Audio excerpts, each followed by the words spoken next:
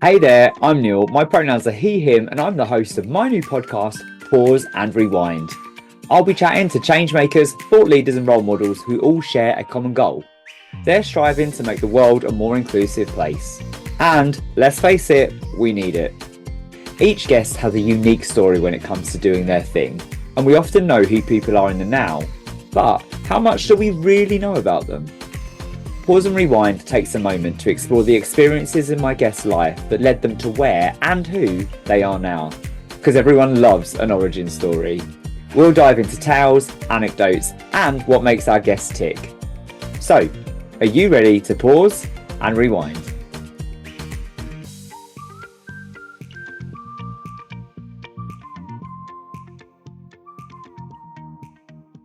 Hey there, and welcome to this episode of Pause and Rewind. Things look a bit different today. They might sound a bit different as well, because I'm here with my first in-person live guest, the amazing Barry Brandon, aka the Queer Indigo. Barry, welcome to Pause and Rewind. Thank you so much. I'm so excited to be here. I'm so excited that you are my first in-person guest. And it feels weird being in a studio rather than my office/walk-in wardrobe at home. I'd imagine, but we all have to come out of the closet at some point, don't we? Many times. Over and over and over again till we get it right. It's relentless.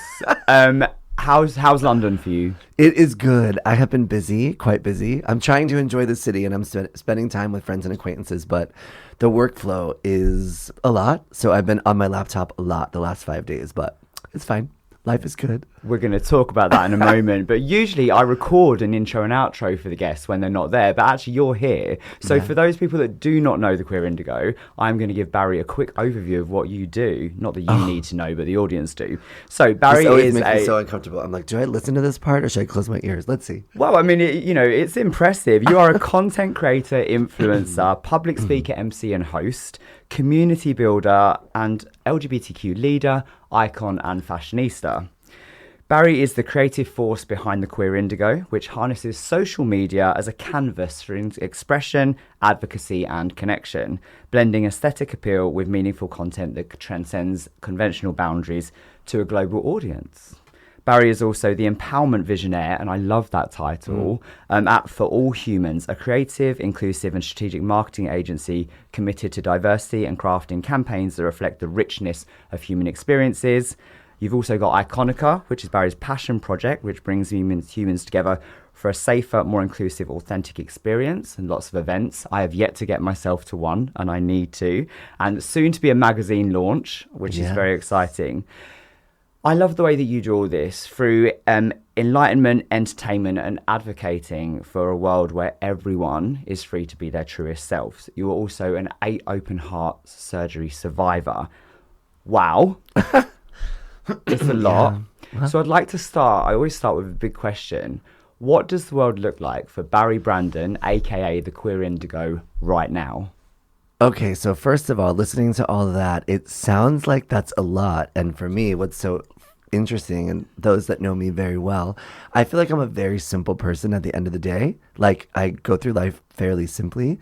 And to hear all that, it's like, oh, that does sound like a lot of different things that I do. But really, it just feels like, I don't know, like a typical day walking outside, I guess. What does the world look like for me today? So I guess I could answer that in 2 ways. We can go kind of a deep philosophical, ideological way in which I sort of view the world and all of its magic and beauty. And then there's the reality of what I'm doing. So on that side, the world looks busy. It is busy. We're getting ready for the launch of I Am Iconica's first mag art book, Situation. And we're releasing it on September 18th. It'll be available on the website. And we're doing a mag launch in Barcelona on the 26th and Berlin on the 27th. So right now, it's really about getting ready for that and balancing some other projects and campaigns that are coming up. That mag that you talked about has been a huge passion project for me because the way that I see the world, I have learned over the course of time and conversations isn't really so many people's vision. And I see it through the lens of like possibility and greatness and excellence. And I find that so many times in life, people, and rightfully so, we talk about the things that are against the queer community, you know, laws and rules, regulations, religion, control, all the nuanced dynamics of where you live and how that impacts us negatively on a local, national, and global scale. And at the same time, all of that is so true. I view queer people as excellent because I view us as like these sort of freedom-seeking truth tellers and peacekeepers. And I feel like we've been navigating our own, unlearning and rebuilding of ourselves in a more intentionally learned way. That we go through life, not everyone, of course, and no one, I'm still learning as well, so I don't want to sound like I know everything. That's not what I mean. But I think a lot of the queer community, trans, non-binary, and queer people, inclusive of some gay and lesbian people, maybe not quite as enlightened as the queers are, but whatever. Whatever. We're all equal, right? We're all equal. There's something that I think happens, and there's sort of a release of a lot of, self-doubt. And you step really into your truth a bit. And oftentimes that comes with self-expression being more, let's say, visible. And maybe your artistic endeavors are really impacted by this growth and ascension. And so we see a lot of inspirational art and mediums and performance art coming from queerness. And so I really wanted to celebrate that queer excellence could look like that of Vogue magazine. Though we don't have the budgets or the access or the brands, what we have is self-expression and, our own self-journeys that have led us to be, some of us, quite unapologetic about the way that we express and the way that we live. And I wanted a space and sort of a book magazine that could capture the magic of a global queer community in who they are, showcased as excellence, despite navigating all of these crazy things that we have to go through all the time. So Wow. That is the idea and concept behind the magazine, which I don't think I've ever said out loud in depth like that. So there you go.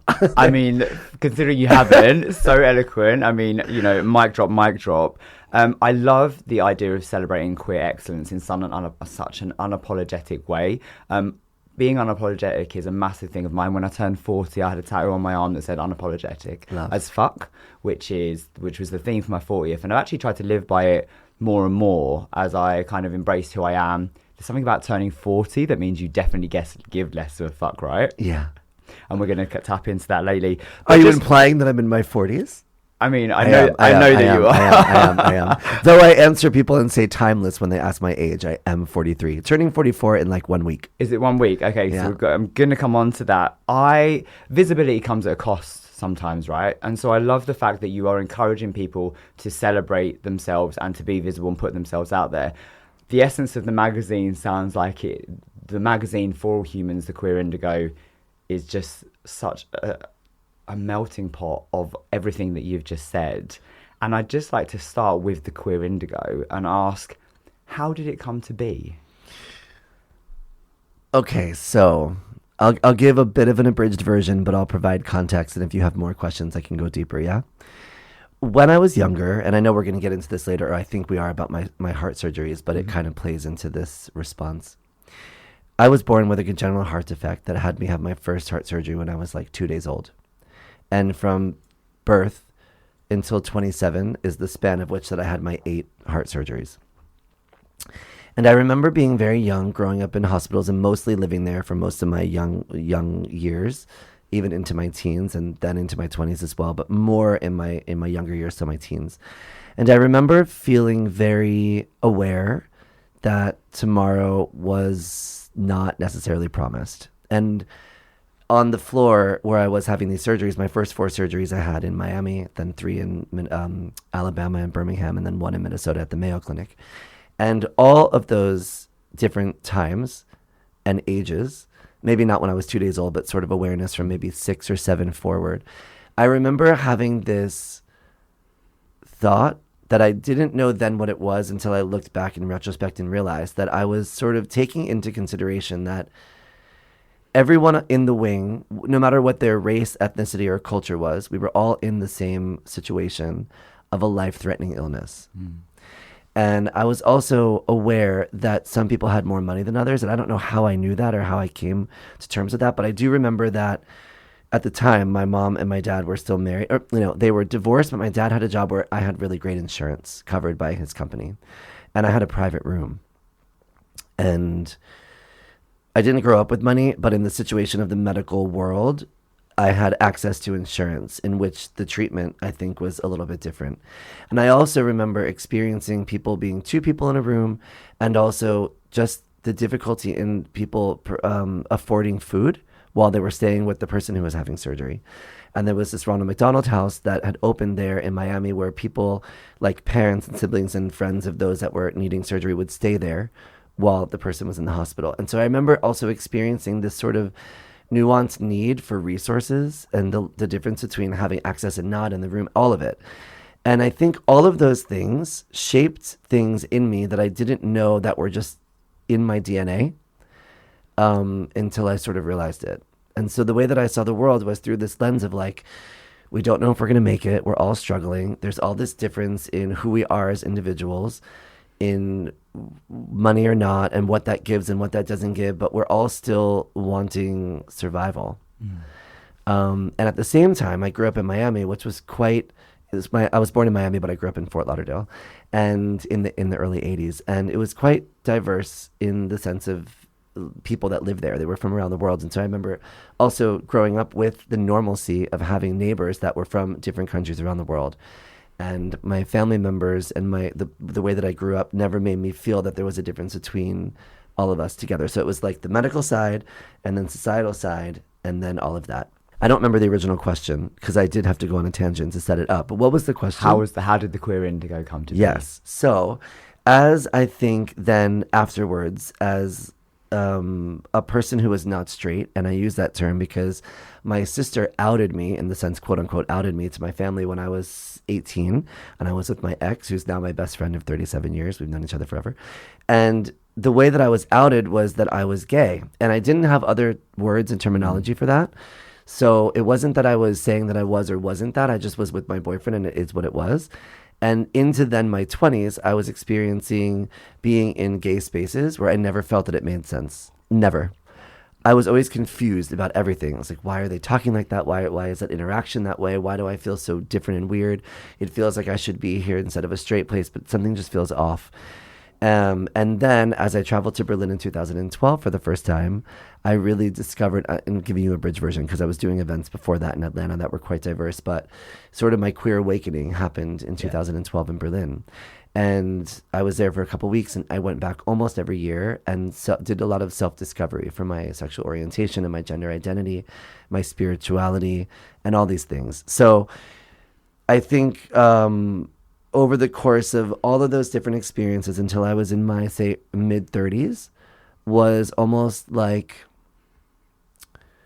a caterpillar walking around the world and trying to navigate all these things, you know, my medical condition, I don't want to say struggling orientation, because I wasn't angry at being not straight, but it just didn't make sense of the word gay, you know what I mean? And one of the trips that I took to Berlin, I met someone who changed my life. I had a 3-hour conversation at a queer bar where the person who had cancer and had a tumor, a very large one, that they thought was going to impact her life in a negative way. She wound up getting through that. And we were talking about everything from our medical conditions to our gender identity to our orientation to spirituality to all of it. And she was like, have you ever heard of indigo children and rainbow children and crystal children? And I was like, no. She was like, I think you can read about it. I'll send you some links and see if this aligns with you. So I read, and then I kept reading and reading and reading and reading.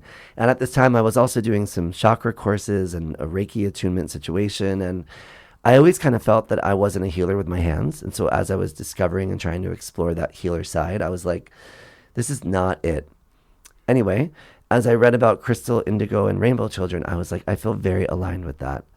Also, in some other readings about neurodivergency and of course, the continuum of all of that, I was like, I think I feel the most aligned with this concept of indigo children, and it makes sense to me that that exists in the world, and also just coming into my queerness. And so the Queer Indigo's origin of the title was from that intersection that happened pretty much in Berlin.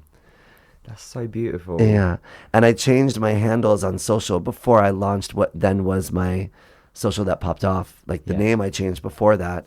And then everything kind of happened afterwards, and there's a story there if you want to hear it about the walks and everything. But that's the history of the Queer Indigo's name. I mean, I love it. I love that sense of healing. How much healing did it bring to you? It sounds like quite a lot from just that one big 3-hour conversation. That 3-hour conversation was an absolute disruption to my entire life. In the best way. Yeah, because everything before it felt like everything felt like input. Yeah.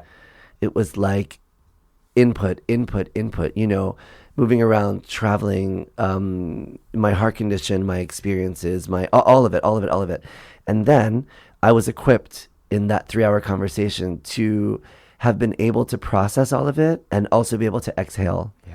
Because I was like, now it makes sense. It was like the aha moment that Oprah talks about, where it was like the snap of a finger, but it was because I had been trying to do inner work for so long and also living with myself as a person with my own experiences, that conversation was like the disruption that changed the direction of my life. I am in awe. Like, that sounds like an amazing moment. Let's focus on the content, because that's how I first came across. I started following in June 2021, so pretty 3 years early ago. Yeah. And just madly fell in love with the content, the walks. For those of you who haven't seen the Queer Indigo on Instagram, it's a mix of fashion walks with people in the sexiest, coolest outfits. I mean, it's just visually stunning. And for me, I've said this to you before, it was a real kick up the arse in terms of me embracing my truest self, in terms of pushing my own boundaries when it comes to fashion and my own celebration of my body and how I feel about things, starting to wear makeup and that kind of thing. It really kind of spurred me on. So thank you, firstly, because I think it's definitely doing what it was meant to do. But how did that come about? I mean, you boast an impressive list of people that join you for these walks.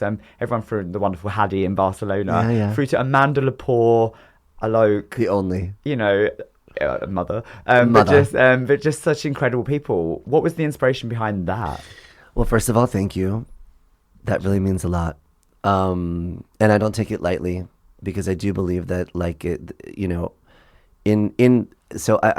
I don't consider myself a celebrity or anything like that at all. I believe everyone has a voice and everyone matters. And I also believe that it is a responsibility, when we have a platform that people are watching, that we're using it for education, access, information, and visibility, and all of that. So, to even Hadi, for example, that you mentioned, who I think is amazing.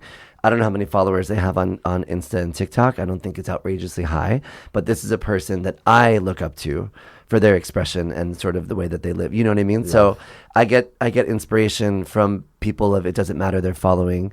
So I just want to say, thank you for that love. And also, I'm so happy that you mentioned Hadi, because it's a human who we share admiration and inspiration for. So admiration for and inspiration from, I should say.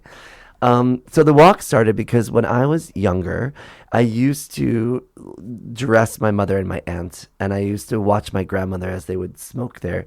I'm not saying smoking is good, because I don't smoke. But back in the day, 20, 30, 40 years ago, my grandmother smoked, and they were very glamorous, the way that they would pose when they smoked. And I just remember sort of like this imagery of them sitting at the kitchen table, my grandmother on my mother's side eating cheesecake, smoking a cigarette, and my grandmother on my father's side, sipping on a coffee or a juice, as she would call it, which I think was a mimosa, champagne, and orange juice in the morning. And yeah, I had a lot of I guess I got a lot of inspiration visually from my grandmothers and my aunts and my mom. And at the same time, I was obsessed with Cicely Tyson when I was younger. And I used to try to just, consume everything I possibly could by watching her. And Oprah was a huge inspiration, not necessarily for expression, but for who she was as a person. Mm-hmm. And so, I think I saw all of that. And then it was, in there, and it sort of left for a bit, right? And then I would walk around in heels from time to time. I didn't do drag. Also, drag is amazing. I love that people do it. I'm not a drag queen myself. But I would walk around in heels and just kind of be and exist. And so then in Atlanta, when I was living there, I used to throw events and throw parties and produce them. And I would wear heels when I was hosting and emceeing. And one of the shows that I produced was called Sing for Your Life. We ran it for 4 years, which was almost like watching, The Voice or American Idol live in a space, and it was mostly LGBTQ people that were a part of it, and it was a fun local competition. And the person who won season 1, her name is Josette, got really big on TikTok when it first came out, like 1 million followers within like 3 months. Wow. And so she called me. I was living in Chicago at the time because I was working for a tobacco-free living campaign. That's why I say don't smoke cigarettes, everyone. And she was like, you have to get on this platform and walk. And I was like, what are you talking about? She was like, I'm telling you, you need to get on TikTok and just walk. I was like, this is absurd. This is crazy. Like, no one's doing that.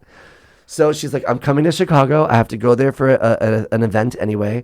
We're going to do something. So she flew in, and she and myself and my good friend Nico, who's the co-owner of For All Humans, who I've known for 15 plus years or whatever, we did a walk in a park. We weren't wearing heels. We were just walking. And it was the Heathers the Musical snippet that was going viral on TikTok.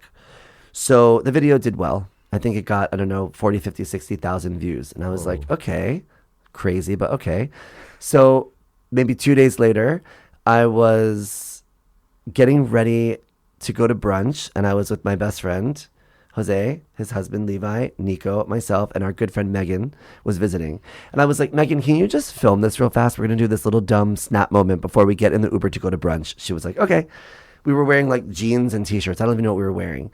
And I think that I had heels with me for some reason. I think I popped them on, but it was like a little pump up heel, not a kitten heel. Certainly not, but not a stiletto at the time. Just to make very clear. To make very clear, I've never worn a kitten heel in my entire life, and I probably never will. Even when I'm 80, I'll be in a stiletto. Thank you. Love. And so we did this video, and I hadn't turned. So it was like 7 seconds. It was like this little snap thing to a RuPaul song. Yep. And I posted it, and that was it. We got on the Uber, went to brunch, and I hadn't turned off the notifications, which, by the way, my notifications are off on my phone for everything. I can't look at them. Right. So I hadn't turned them off because I didn't know how yet. It was the second post I ever made. And my phone was like going crazy. And we're like, what is happening? And the video just got thousands and thousands and thousands of views in like from the moment I posted it. So the next day, I was like, let's do another one and let's wear all black. Because we also did wear a lot of black often. And I was like, let's be us and just wear black and whatever.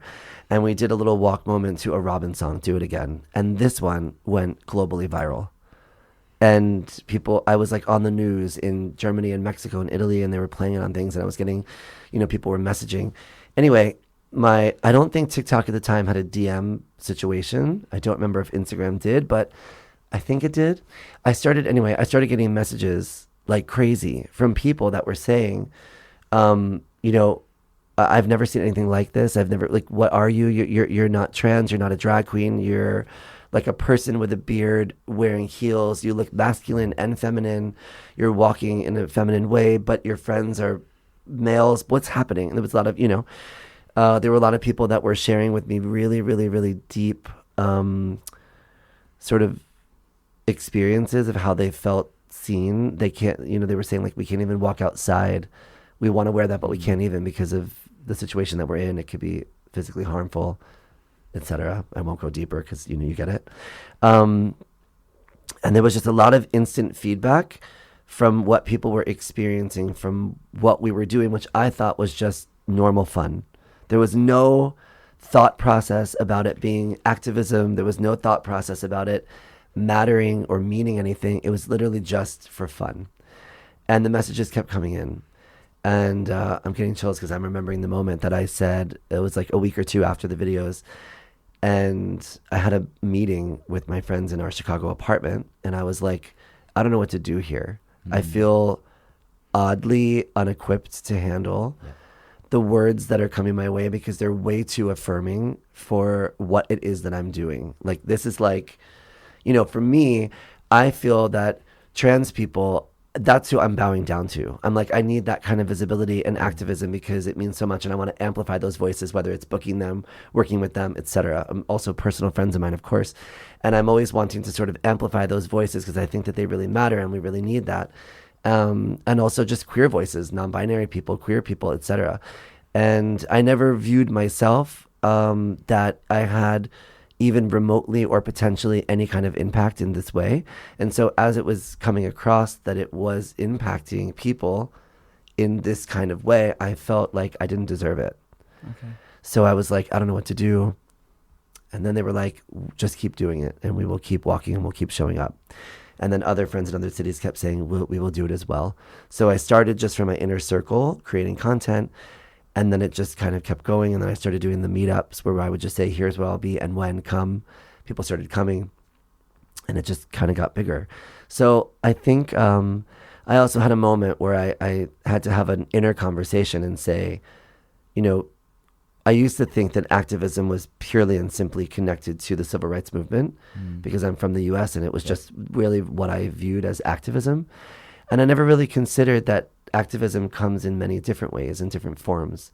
And then I was thinking about the Stonewall riots and how that was also, activism in itself to fight back, and really started diving deeper into the queer rights movements across the country of the US, and also reading a bit about globally speaking. And so anyway, all of it sort of formed my intention to continue doing it. It stemmed from something very fun and nonsensical and very casual to becoming something that people were letting me know that they felt seen by, that it mattered.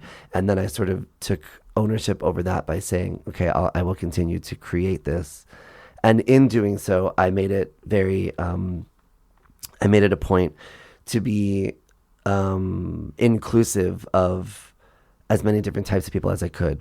You do see a lot of AMAB people in the content, and I think that comes from the fact that a lot of AMAB people that are queer identified, owning their femininity is a big component to it. And so wearing heels and rocking them in a video for them is sort of, I think what I've heard and understood, like really freeing, versus, females, AFAB people, females specifically and particularly, that sort of are already owning that femininity in themselves. Of course, everyone's invited to join, but I think it's why you see a lot of AMAB representation, is because for them it's sort of like it's sort of empowering for queer males in this sense, for this conversation, to feel like some validation from exploring that. But it was really intentional to be open and invite people in and walk with different people with different body types, from different countries, from different cultures, because I think queerness is, I've traveled a bit in my life, and what I've realized is that our languages are different and our political systems are different and our cultural norms are different, but there's something very aligned in queer identity. I have conversations with queer people globally, and the moral compass is it's the same. It's about freedom and autonomy, self-expression, and being seen for who we are and not for who we're not. Like, I want you to see me. And this shared experience, I think, has driven me to be so excited to collaborate with people globally, because I'm like, we have the same brain, We're bound by such creativity and a championing yearning for being free. And community. And community. I love all of this. I want to ask, you started off that segment by saying it felt like a dumb walk. Yeah. Have you been able to move past that, and can you now see the sheer power in it? As I roll my eyes and say yes. Yes. Yes. I think I shifted my mindset. It took a while. It took a while for me to own my power. And I don't say that mine is any different than anyone else's. Everyone has it. I'm saying from a personal experience of my own, it took a while for me to own my own power, because I was very conditioned to be living in survival mode my whole life. I think a lot of it was from my surgeries and just literally trying to survive. And also, I chose a long time ago to choose my life and my freedom, and trying to find a way to make money off of my own self and my intention and my thoughts and my events and my parties and what I wanted to create for the world, versus working for someone else. And so I was actually in survival mode, working below the poverty line for a very long time. And so I think I was conditioned to just live in survival mode. And I think that non-alignment with self-value, like I thought I had self-value, but I didn't know that I didn't until I knew that I had it. And a lot of it was from that conversation with that human, where that also occurred. So in the sense of the content, it took me a little bit longer to catch up that the content actually had power, not because of me, but because of what it represented from who I was aligning with and who I was working with and collaborating with, etc. And I really have been very intentional to maintain that space in that way. I'm not a typical influencer. I don't take paid work from brands to push products. It's not really interesting to me. It's not really what I want to do. I've wanted it to remain a space that just showcases expression and sometimes offers education, information, and access when I can do that. And on my stories, I'm always sharing people's content that I think people should know about and meet. I've moved past knowing that it's not just fun and frivolous content. I know that it has meaning, and I know that it helps people.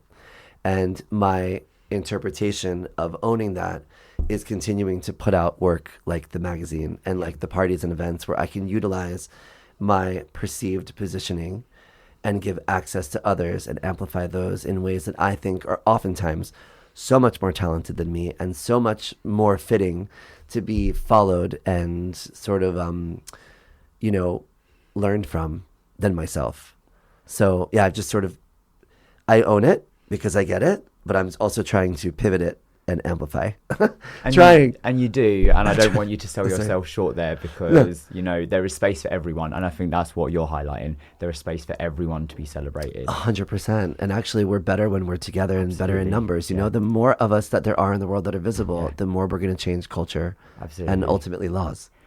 It is so much fun to see, but it is so meaningful as well, and I love being a consumer of it. I love it. I'm so glad you have to be in one. I would love to. Okay, I'd love to. And from those, following you for 3 years to then kind of like paths crossing through We Create Space and stuff. I'm so grateful to be sat here with you. I feel like we've already dived a lot into your origin story as the Queer Indigo, but actually we're going to dive a little bit more into Barry's. And I don't know how. I'd love to know how you separate the two, or whether you do separate the two, because it's so hard to separate our identities, right, when they merge. But for now, are you ready to pause and rewind? Yeah, let's do it. Let's do this. Let's do it. Take me back. Tell me all about Little Barry. Little Barry. Well, so I'm from a Sicilian family, third and second generation, depending on the side of the family. And we grew up, my parents were born in Brooklyn, and then I was born in South Beach, which made me probably queer, because the whole island is gay as fuck. And like I kind of mentioned earlier, a lot of my younger years were spent in hospitals. And it was a lot of coloring books and looking out the window, just thinking about my life and what I wanted it to be and how I wanted to live it and what was important.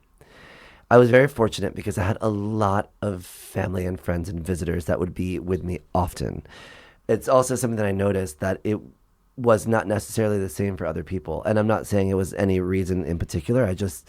I always remember my room being full of people, like so many that the nurses would come in and be like, you can't be in here. There's too many of you. So I was surrounded by a lot of support and love, and a lot of like thinking about what it would be like when I wasn't in there, like what I can do with my life that could be interesting and wonderful. I remember watching a lot of Oprah and I was basically wanting to be her when I grew up, and I followed her career ever since. So I think even when I was better, and I say better because there were times in which, like, I had my 7th surgery when I was 14 and my 8th one at 27. So in these 13 years, I didn't have heart surgery, but I kept having complications here and there. And I was sort of living between healthy and not healthy. I wasn't completely disabled, but I certainly wasn't able. I was, and also in talking to other people with heart conditions that I've met over the years, it is a common thread that we sort of live in this middle ground, because you can wake up one day and feel great, and another day and you feel terrible, and there's not necessarily physical things that you can see on someone unless there are. Right now I have my shirt open. You could probably see my scar, or one of them. I have another one on the side, so you can visually see that there's a scar there, but we look and come across, or could look and come across, perfectly healthy and fine even when we're not. So it was difficult for those 13 years living, feeling stuck, and choosing joy over sadness and depression, and feeling like one day hopefully I'll get out of this. It was a lot of just wishing and hoping, I would say. What was your kind of, at such a young age, to be dealing with that? Do you remember what were your thoughts about the world were in terms of your sense of self in the world and those around you? I remember not understanding things that were happening that to me felt ridiculous. I remember being in high school and after that, in my 20s, and also until now it still happens, that I'll hear a conversation about something and in my own head, like I validate that that conversation means something to that person, but I'm like, you're fighting about that? You're thinking about that? This is how you're spending your time? Also, again, I don't want this to come across that I'm perfect and know everything. That's not what I mean. So I don't want it to be coming across like I'm this. But that's how it feels sometimes. I'm in situations and I'm experiencing something, an argument, a fight, and I'm like, this is what we're doing? Yeah. It made me wired, I think, differently. And I know that to be true because still to this day, even with my closest friends and acquaintances that I meet, I'm aware, and they make me aware that the way that my brain functions is just not, it's just not the same as other people. I'm constantly confused about the state of the world with wars and hate and anger and also anti-LGBTQIA legislation. I'm just so confused because even if I think about it from the perspective of just the heteronormative perspective, gay people and queer people bring money. So why would you not want them to be equal under law, to be opening businesses and spending their money and it's like, yeah, that's a very superficial way to look at it because I'm saying from the perspective of like these countries, but I'm like, this is crazy and asinine. You want your country to thrive and you make people unsafe and they have to leave and go somewhere else. This is nuts. So obviously that's a shared sentiment among other people too. But yeah, I don't know, it confuses me a lot. Did that sense of injustice shine through as a kid? Because I know for me, arguing with my dad and his girlfriend at a very young age about refugees. And I also remember arguing with my stepdad when we were part of the church about why should she have to obey you because she's your husband. So I had a very strong sense of injustice as a kid, as a teenager, without really necessarily having life experience or the knowledge to back it up. So that's a conversation of nature versus nurture versus experience, and we can of course go into that. I love. I had the same experience. I would say that I know for sure from the perspective of, I remember watching the movie The Color Purple, and I remember watching the show Roots. And I watched Roots in elementary school. That they used to play that in elementary, which I think they still should, by the way. And I remember watching The Color Purple, and I remember having a very visceral, literal reaction to being nauseous and feeling disgusted by the treatment of Black people. It was like, I couldn't even grasp that it was a thing that was real. And I also remember watching a couple years later Schindler's List. And I remember having a very similar reaction, being like, this is disgusting. I think that, I don't know where this stuff comes from nature and nurture and DNA and chromosomes and passed down. I'm not a scientist, I don't know, I probably should look it up because it's probably a very interesting thing to learn about ourselves. But I do feel like that input of information aligned with how I think I was already being, like my sort of soul and my existence. And then I received this information and I was like horrified. And I think I've spent a lot of my life, I don't think I do it consciously because I think that just sort of dissolved in me. And I think part of my yearning and seeking for justice comes through that input then. And also, now at my age, having experienced the treatment of our community and other people in general and wanting to always advocate for it and also feeling fearless in my own skin. When I say fearless, I mean, we talked about it right before we started here on the podcast about it being visible outside on the streets, you know. I'm not a very fearful person. I fear getting dead and that's it. Well, I'm fearful of scuba diving and bungee jumping, which I'll never do. Same heights, no thanks. No, thank you. But I'm fearful of getting dead. But really, when it comes to sort of me being outside as myself, wearing clothes and walking down the street and filming my content that I do outside on the streets, I have zero fear. And it probably is a bad thing, to be honest. It probably isn't great. I love it.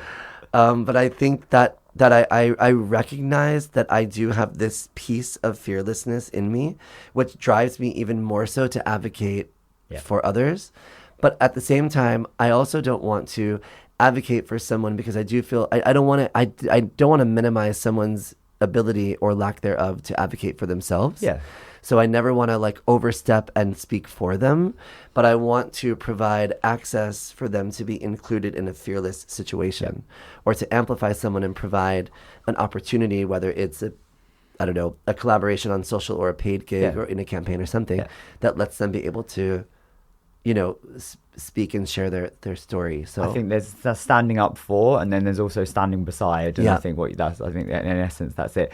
Probably not one for another conversation, but you mentioned neurodivergence earlier. There's really strong links between justice and a yearning for justice and neurodivergence, particularly ADHD. So it's something I read earlier, which makes sense. Resonated with me quite a lot. I just want to jump back to early years. What are perhaps some of your favourite anecdotes that you've heard about yourself? Give me your definition for anecdote and what you mean in context. Something quirky that you did as a kid that your perhaps parents have told you about. One of mine, for example, is I used to go crazy in my baby walker and I ran over my budgie, which then attacked me. Something that makes you laugh that you've heard about yourself. I do. So my aunt Helena tells this story, and she still tells it to this day. She calls me Bavida. That's my name. Bavida. Okay. She says it's the Italian way to say my name, but I think it's just like the New York way to be like, I don't know, Bavida. They say I used to run around with a fork. Okay. And I used to go up to the outlet and laugh and smile as if I was going to stick it. And I would wait for them to look at me, and then I would do it when they would look at me. Right. So you'd want that recognition. Yeah. I wanted someone to see that I was about to do something terrible or cause myself self-harm. This is the only thing that I could recall that I've heard about myself, and it was a repetitive thing. She said I did it for years. Yeah, I think that was it. I don't know. Okay. I'm sure there were more for sure, but that's the one that comes to mind. I love it. Waiting, and then in the socket, boom. Can you imagine? There's something about the attention nature of that, and the risky nature, and the fearlessness. Maybe that fearlessness coming through. Yeah, there it is. Yeah. I think maybe Jump into your teenage years. Obviously, for many of us, really formative time. For queer people, can be really difficult. I know for me, it certainly was. Changes in our bodies, first bits of relationships, perhaps heartbreak. What does teenage life look like for you? What were your ambitions? What were you thinking? Well, I was thinking that I wanted to go to college, to NYU, to be a part of the Tisch musical theater program. And unfortunately, none of it was in the cards because I didn't graduate high school because I wound up in the hospital my senior year a lot.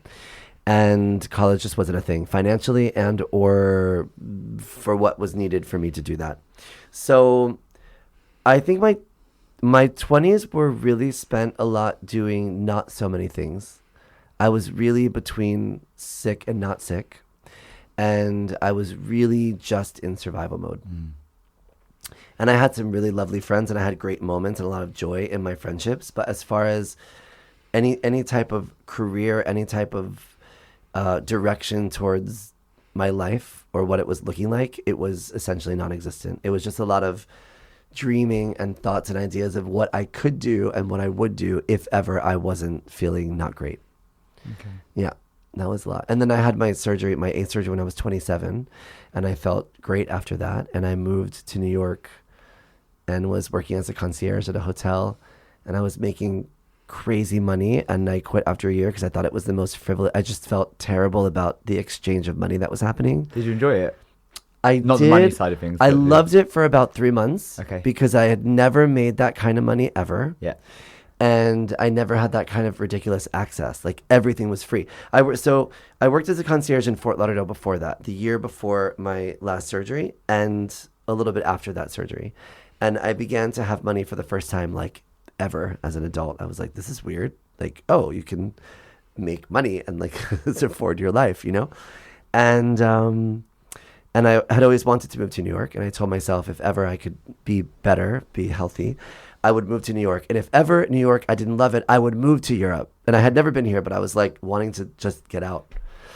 And I moved to New York, and I loved it for 3 months. Everything was free. I had standing dinners and lunches and breakfast at any restaurant, anytime. Walk in, give them my business card, free. Broadway tickets, free. Concerts, free. Everything, free. People were handing me $100 bills to make a reservation, and I was like, this is amazing. It was a celebrity hotel, so we had like, I guess I could name drop here. We had like, and And I remember meeting one time or stayed. Actually, I don't know if I could say that. I wonder if I ever signed an NDA. Maybe might have to. We might have to remove that. I don't know. But we had celebrity clientele, and it was cool. And then after a couple months, I was like, "This is gross." Actually, Okay. Didn't enjoy it. yeah, it's not that I didn't enjoy it. I had this almost allergic reaction to how much money was being tossed around that had no impact on the world in any way, shape, or form, and it was so casual. And I love the word casual, but not in this context. Yeah. It was so casually being just tossed that I was like, this is not it. I can't be here. And so I quit. Okay. And I then when I was living there, I recorded an EP of music and I released it. And I had a show called In My Own Words. And that show that I had toured with a bit, it was my own show. It was me and my best friend, mostly me. And then he had a side piece to it. He wrote some of the music in it, and I would sing, and I would talk about my life and my childhood, my experiences. And I think I toured it in like 7 different cities or something. And it was completely unscripted. So I had the arc of the show of what I knew that I would get to, but every show was just unscripted, and whatever happened, happened. And I had a pianist who played the songs, and I would, set up the stories and sing a song, etc. So I was doing a bit of musical theater and a bit of what I loved, which was music then. And then I recorded an EP and released it. But then I just quit and I was like, this isn't it, So then I just started slowly carving my way and I flew to London with my good friend Melissa, and they let her in and did not let me in and detained me and sent me back to the States. Why? I don't know. They thought, I don't know. Never found out to this day. No. And so they flew me back and I was like, okay. So I moved to Atlanta, where I had lived for a couple years before, and I did my show In My Own Words, and someone came to the show and referred me to someone who then came to my next show, and they were like, you would be a great promoter. And I was like, what is that? And they were like, working in nightlife as a promoter, creating events. And I was like, okay, let me try it. And they gave me a weekly night on a Thursday, and I curated this night where we had artists show their work that was on sale to the public, and I had a DJ, and it was a queer, LGBTQ oriented evening, and that just then kept me going to creating new ideas and new endeavors and throwing parties and throwing events and producing, which then led into all the work I'm doing now, slowly and slowly and slowly and slowly down the road. So you've chosen a life of graft, right? And I think for us queer people, many of us wear different hats. Same. I feel like I'm non-stop, and when I speak to normal people, I say normal in a loose way, say to me, I don't know how you keep up with it all, when do you ever rest? You had a life that felt very much like you said, it was frivolous, money just being thrown at you, but yet you've chosen to opt for this life of graft. Yeah. Why? It wasn't really a choice. It was like, I can't. You needed to. Yeah. Same. I have spent my entire life developing my intuition, which was always there fairly strong when I was younger. I used to have very clear indicators of decisions to make based on how I felt intuitively. And I think once I explored that, and also on my journey to self-healing and self-value and my queerness and all of that, what I've learned to be true is my intuition has never lied to me once. It just never lies. It doesn't ever lie. It doesn't know how to lie. And so if and when I have made decisions despite my intuition, it's never worked. Yep. And anytime that I've tried to explore opportunities that I was pushing too hard for, it also never worked. And so I think at some point I just said, my intuition is my guiding force. I don't have a college degree. I don't have a high school diploma. I don't have a leg to stand on for what I say in the world. I also don't think that my voice, that people should listen to me. I'm just sharing my own experience and my own thoughts and opinions. And also now in a professional endeavor, because I've been doing the work I've been doing for a while, I do have some professional thoughts that I can share with clients and friends and acquaintances and everyone. Doesn't mean you have to listen, but it's all based on my intuition. And I think that once I really trusted it, and as I still do, that's when growth occurs, because you can't plan for a life of true freedom and autonomy if you're not in line with your intuition. It's like can't happen. Wow. I think Mic drop. From my perspective anyway. Love. I don't know what I said, but I hope it made sense. Listen back. It was a mic drop Okay. moment. I'd love to know what happens next, because obviously doing your own show, Yep. you know, hosting, and we can definitely see that now in what you do. What happens next, and when was the point that in the narrative that the Queer Indigo was born around the time of that 3-hour conversation? Well, what's next is my business partner and one of my very best friends, Nico. It's been a topic of conversation for a while from me and from him and from other close friends. I really want to have a show, and I want to speak more. And I've deterred from doing so on my social mostly. I've done some, but I mostly have not. And a lot of it is because I don't like the idea of telling people what to do, or having people perceive that me sharing information feels to them like a directive for them to listen to what I say. I don't feel that I have that kind of power. And I also don't feel that my experience is aligned with anyone else's. Like, I do believe that you can gain inspiration from people's stories, and you could take pieces of people's lives and they can make sense to your own. But if you try to replicate it, it's in opposition to living in yourself. For sure. Right? So I felt very nervous about speaking, because I was nervous that it would be taken out of context, that I was either telling someone what to do or whatever, or all the things that come along with it. And what I now feel, so anyway, what I've been doing with my social is intentionally using the visual content as the mirror, so that people can see it and perceive it how they want to. And I'll write sometimes in the copy certain information, you know, sometimes not at all. Sometimes it's just like Tuesday glam. But sometimes I'll sort of, you know, support it with information and education, which maybe is the same thing as speaking. But for me, it's a little bit less, because I can construct it from my point of view and people can read it and hear it. What I really want to do is speak more about my experiences and my thoughts. And yeah, I have a lot of them. And I have a lot of deep conversations with people, which I love, intimate conversations all the time. And it's not really been translated to my socials and to my platforms. So I really want to share more and express more and speak more. So that's one thing. Honestly, maybe that's it. I mean, the magazine's coming out, so hopefully people love it and we could do more issues of it. That would be amazing. And hopefully we can bring back the I Am Iconica event. Would love to bring it to London and Berlin. Wow, see if people like it. I'm sure they would. I've heard such good things, and you know, Yaz, who's a mutual connection. Yes. When they walked in it. Yeah, they walked in one of the fashion shows. Yeah. Actually, they came back to walk in it, because they came to an event when they were staying with me in the flat, and they were heading back here to London, and the next party was happening when they were already here, and they literally flew in to come to the event and walked in the fashion show. And I was like, what up? I mean, it's things like that, from like, honestly, like really real talk, things like that happen, that I'm like, that really makes me feel that that the work matters, when someone feels seen and validated. Also, I don't want to speak for them, so I don't want to use words that are placed upon them. Course. When anyone in general says to me something like, you know, this happened and I did this, or I went here and I joined here, I went to your this and I came back because of this. It's like, you know, our world, those events, parties that we do don't always make money. And for me, it's not about money. The events are not about money. Yeah. It's a passion project to create space for us to be together. Yeah. And that's what that event is. And she's a very pricey party.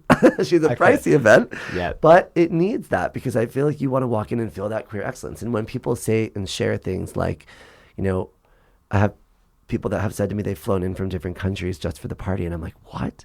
This is crazy. So it makes, you know, makes it worth it though, right? It makes it worth it. And it makes also my team, my friends, my team, my coworker, everyone, it makes us all feel that the blood, sweat, and tears, an extra layer of attention to detail, because we know that we are working within and for the community. It's there even more. Yeah. You know? Yeah. From running the House of Happiness, all of that resonates, because it maybe doesn't feel worth it in the run up to it. It feels like, what the fuck am I doing? It feels like, exhausting, doesn't it's exhausting, but then you're there and it's like, oh, this is lovely. There it is. There it is. There's Amanda Lepore. Yeah. Oh yeah, you mentioned Okay, Amanda and I Alok. can't. Yeah, I can't say that. But yeah. No. You mentioned Amanda and Alok, and sorry, I'll stop talking after that. But I did No, want to go. remember to say it. The thing about the magazine was so I used to work with Wussy Mag, which is a really cool. If y'all don't know it, you should check it out. John Dean is the editor and owner of the company, and they're based in Atlanta, and they do queer events, and they also have a fag rag, and it's cool. They put out really cool stuff, and he started it before my alignment with him. I came to Berlin, I went back, we aligned together, and I worked with him for like a year and a half, and we did a couple magazines. And actually, Amanda was on one of the covers. She was the first cover we got for the new direction of the magazine, in which was his vision. And I enjoyed thoroughly working with him on all the projects. At the same time, it's always different when you're supporting someone's vision of what they're looking to do versus your own vision. And I love supporting him in doing so, and I love being able to help and make his vision a reality, and also give, of course, some of my ideas as well.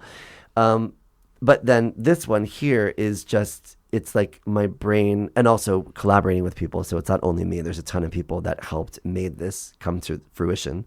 But from the perspective of just the concept and the sort of meat of the magazine came from what I was hoping to convey, which I talked earlier to you about.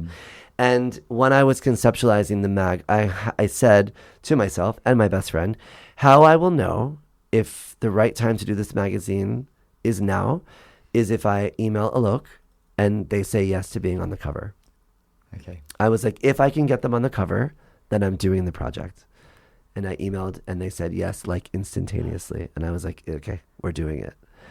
And the next person, and then I was like, I really want it to be a double cover because I'm doing it. There's no paid advertisement. It's just us. And then we hope that it makes its money back so that, of course, we can do more. Yeah. So there's no rules. We don't have to follow any rules. There's nothing. So rather than do a back cover, I was like, I want a double cover, or maybe a local on the back, doesn't matter. Like I want a double-sided cover. And the second person that I wanted was Amanda Lepore.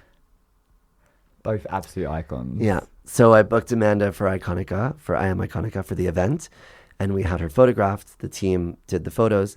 And we were able to get them both on the double-sided cover. So we have Amanda on the front, Alok on the back. And it's literally like, yeah, them saying yes to that was, for me, the validation. And I should say that Alok and I had never talked before. We hadn't met. This was a cold call. This is a cold email. And also, I provided, my links to my social and my website so I could provide context of who I was and the work I was doing. But, not everyone says yes to things like that. You don't know that person. You don't know how it's going to turn out. You have no idea about anything, really. And they said yes. And it was like, all right. I hope that in your humbleness, because you are you've kind of downplayed yourself a lot in this. I hope in your humbleness you've by people saying yes that you're able to tap into a little bit of pride in that, because they are buying into the project and the overall vision, but that is you. Sure. I'll leave it there. No, it's like, I don't know. I view myself as a vessel. Yeah. I really do. Like, I think the thing is that when you say something like that, which I think is very kind and I appreciate it and I receive it, but the truth is when I am doing life, I don't think, I'm always thinking about how to make the thing happen. Rather than the grandeur around and it. Don't get me wrong, there are times that I do feel, I'll tell you an example of when I'm in a situation that I overhear, or if I'm in the conversation or not in it, and it's happening with me or not, and in earshot, I hear a conversation that sounds that it just needs disruption. I am happy to be the person to cut through the passive-aggressive, lightheartedness to be like, no, what we're not going to do. Yep.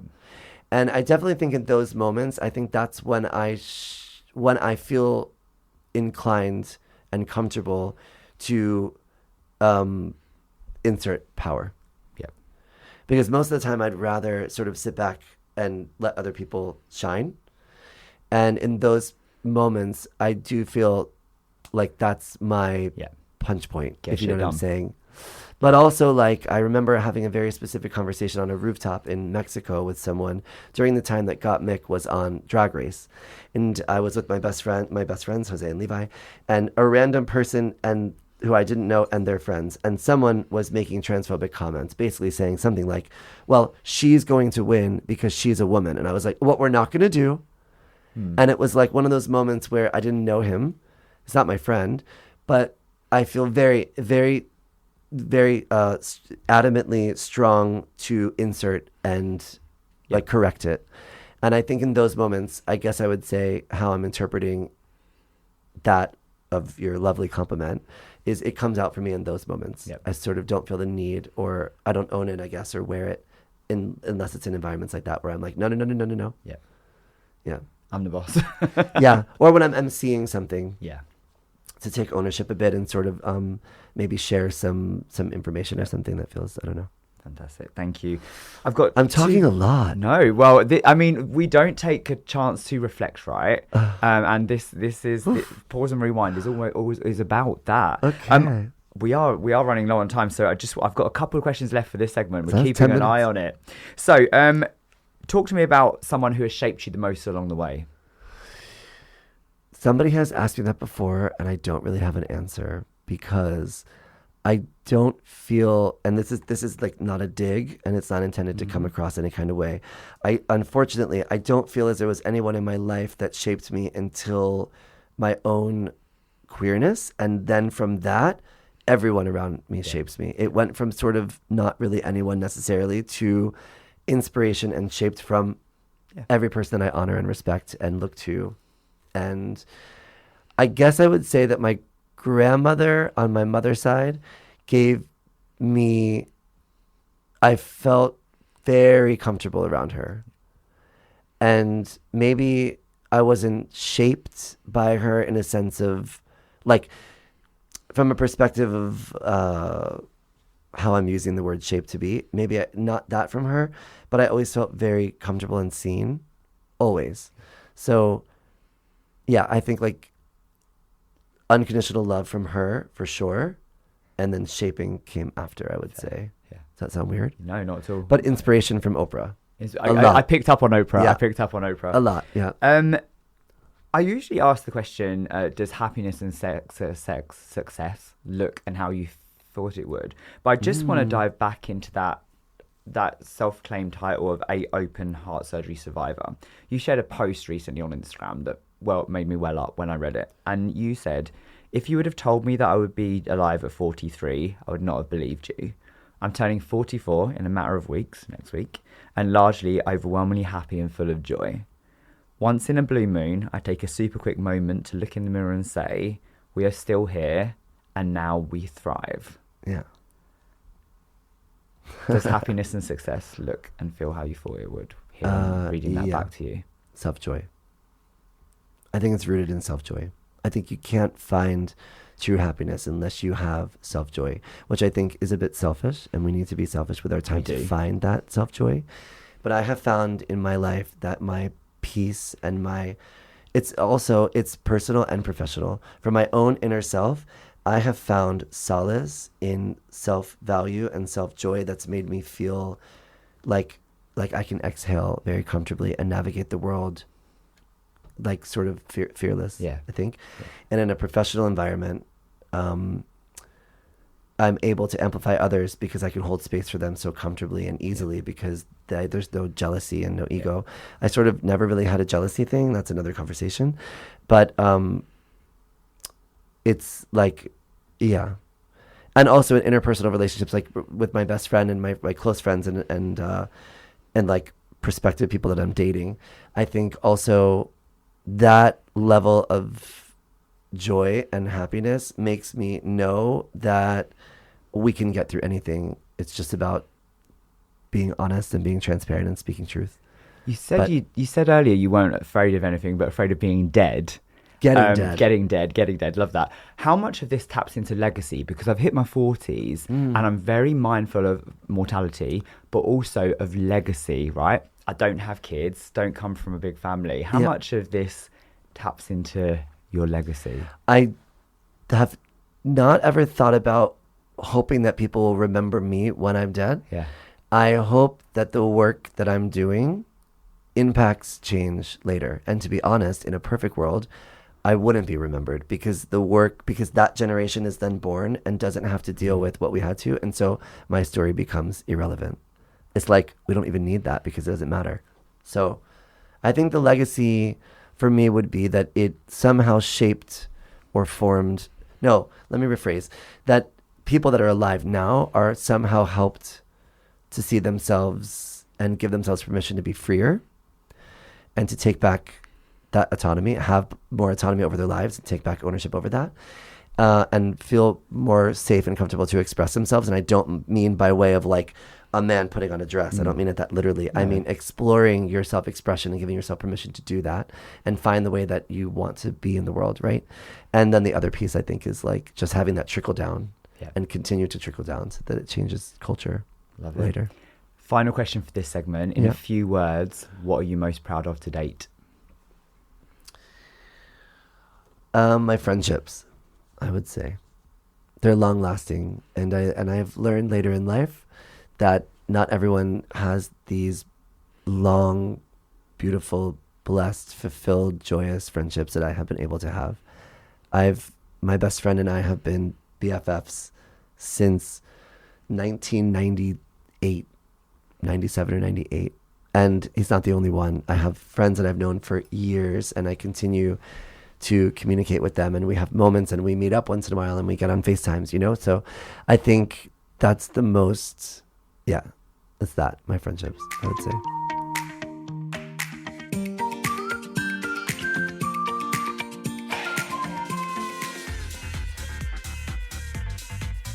The House of Happiness is London's ultimate sober clubbing extravaganza. We're led and delivered but created for all, whether teetotal, sober curious, or just taking a booze snooze. We love a day rave, and on a Saturday afternoon you can expect banging house tunes, DJs on decks, dancers on podiums, and a fully stocked alcohol-free bar. Flamboyant, bold, with a glitter station to boot. We're all about safe, inclusive fun, and we even have a pre-meet so that you can make new sober buddies before you hit the dance floor. Grab your tickets from Instagram now at House of Happiness Official, and we'll see you on the dance floor.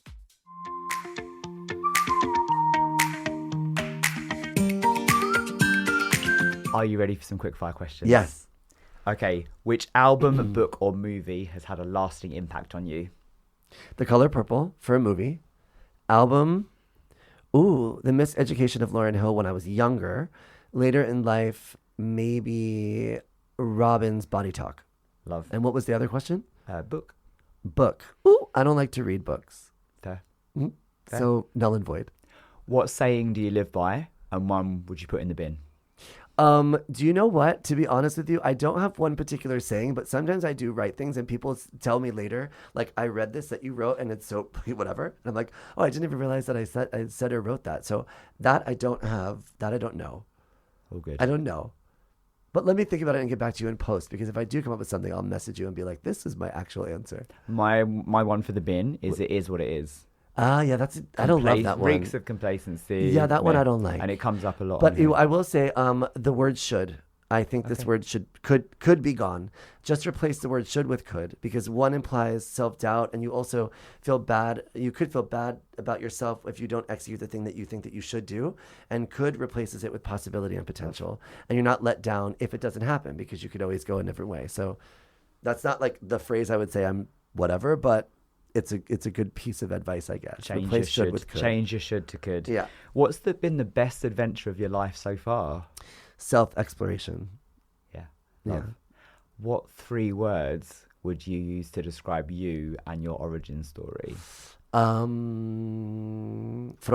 which is faggot in Italian. 3 words. I don't know. That's a really interesting question.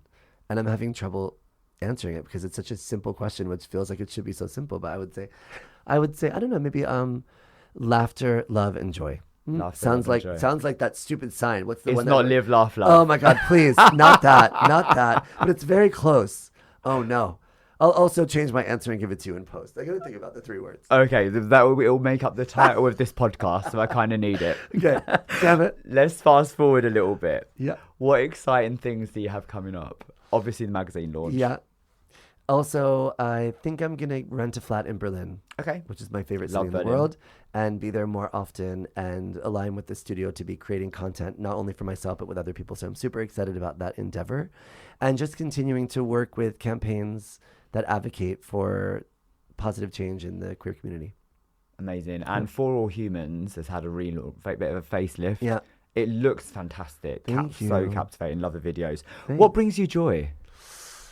Intimate conversations, time spent with friends, relaxation with other, could be one person or multiple, just being, just being. I love just being. Just being. Yeah. Yeah. I don't do drugs. I drink occasionally. I'm not like a super party clubber. Also, none of those things. Anyone can do whatever they want. I don't care. Like, Yep. live your life. Yeah. It's just not really what I do, and I find so much more fulfillment in sharing space and time intimately with friends and just being, Same. sitting at a table and having dinner, or going for a coffee, or just taking a stroll around the city. Yeah. I feel so much more Sitting by the present. water. I feel so water absolutely. I feel so Water. much more present now that Yeah. I don't do so much. Don't drink. Don't take drugs. Like being Yeah. present in the moment. That's good, so much right? so joyful. Yeah. Yeah. There's a lot of contentment in it. Practical takeaways. Yeah. What practical takeaways do you have for anyone wanting to either carve out an inclusive space or create an inclusive campaign? I would say it's not likely that you're going to check every single box when you're Yeah. doing anything. There's just no way.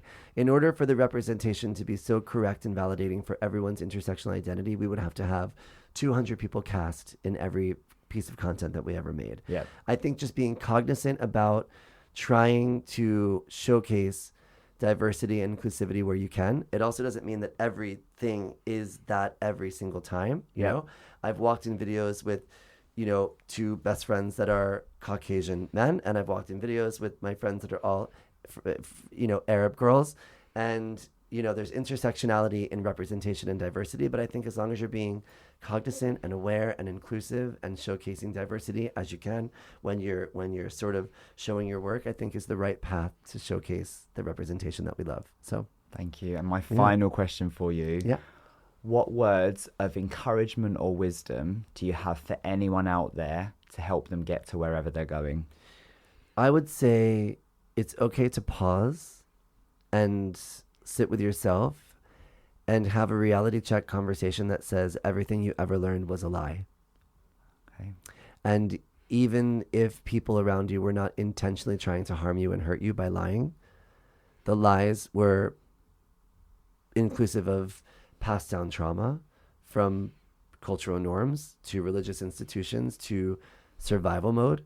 If you can sit and learn deeply and profoundly and own that everything you ever learned was a lie, I think that's the access point to healing, because you can be really sad about that for a moment and sit in that sort of heartbreak, but then you get to rebuild yourself for the person that you are. That's beautiful. Barry, thank you so much. I'm so glad we made time to do this and that our paths crossed. Thank you for everything you do. Thank you for having me. And I can't wait to hopefully collaborate. I'm definitely going to take you up on a walk offer. But We need to. Stay tuned and stay tuned for everything that Barry has coming up. Thank you for listening to this episode or watching this episode of Pause and Rewind. Yeah, watching. Hey. Cheers, Barry. Ciao, amore.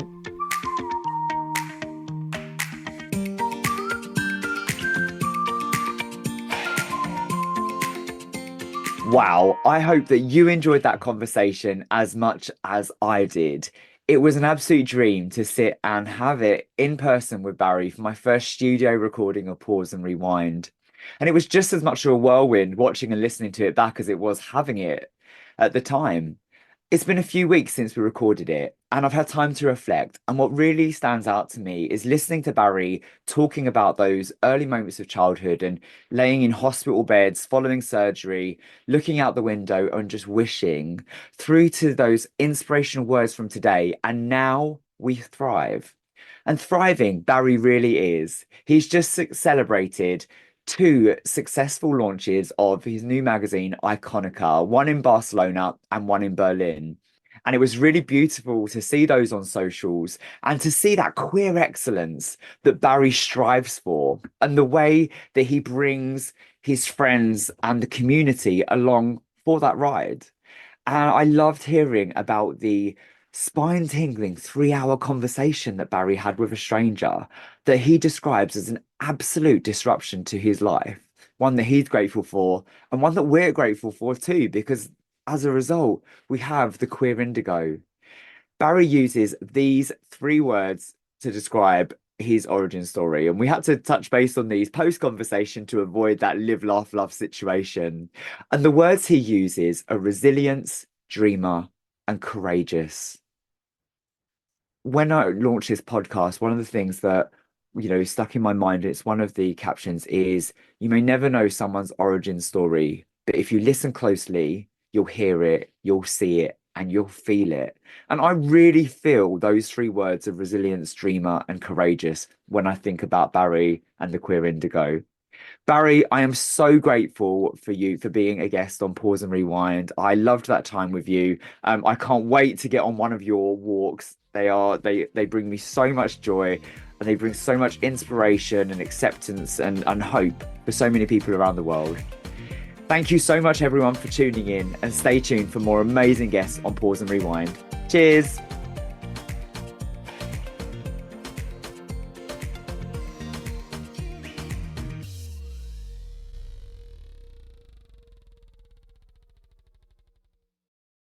If you enjoyed this episode, then please like, subscribe, and share. And you can also now comment on each episode via Spotify. Doing so can help spread the word and get these amazing stories out there. Plus, you'll be inspiring others to help make the world a more inclusive place. Cheers!